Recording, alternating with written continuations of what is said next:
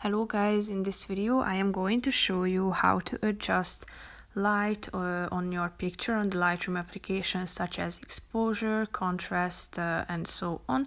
But first I just want to mention, don't forget to subscribe to my channel, because at 10,000 subscribers I am going to show you my whole YouTube revenue statistics and growth strategy, how to make money online. So let's jump into it. First of all, open the app on your phone. After that, click on the library button down below and select the picture that you want to edit. After that, slide to the right side of the screen down below and click on light. Here you have slides that you can use to set exposure. You can also adjust contrast, highlights, shadows can be set to, as well as the whites and blacks.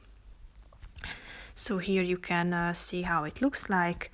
If you are done with it, save your picture, and basically that's all for this video guys. See you in the next one. Bye bye.